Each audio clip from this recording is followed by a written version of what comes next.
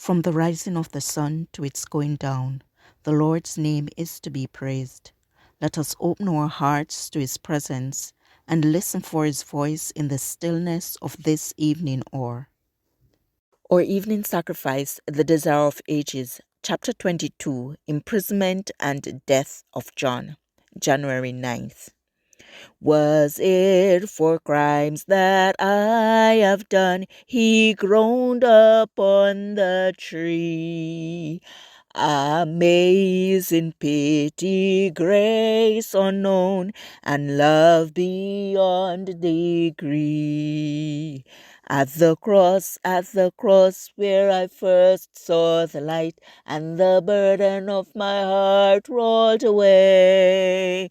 It was there by faith I received my sight, and now I am happy all the day.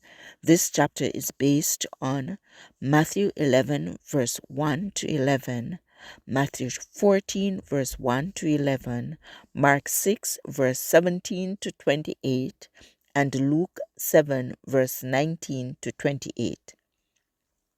And the disciples of John shewed him all these things, and John, calling unto him 2 of his disciples, sent them to Jesus, saying, Art thou he that should come, or look we for another?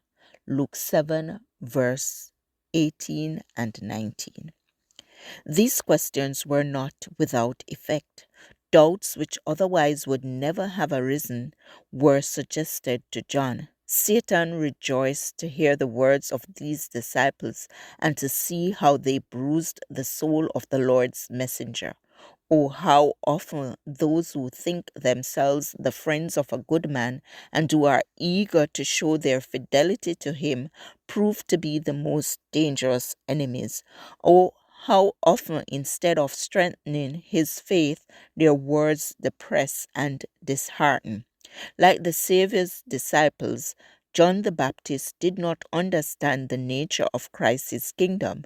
He expected Jesus to take the throne of David, and as time passed and the Savior made no claim to kingly authority, John became perplexed and troubled. He had declared to the people that in order for the way to be prepared before the Lord, the prophecy of Isaiah must be fulfilled. The mountains and hills must be brought low, the crooked made straight, and the rough places plain. He had looked for the high places of human pride and power to be cast down.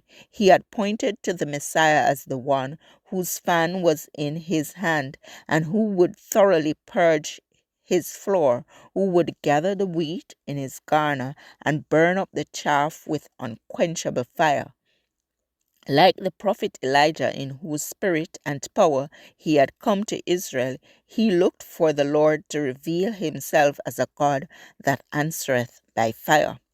In his mission, the Baptist had stood as a fearless reprover of iniquity, both in high places and in low. He had dared to face King Herod with a plain rebuke of sin. He had not counted his life dear unto himself, that he might fulfill his appointed work.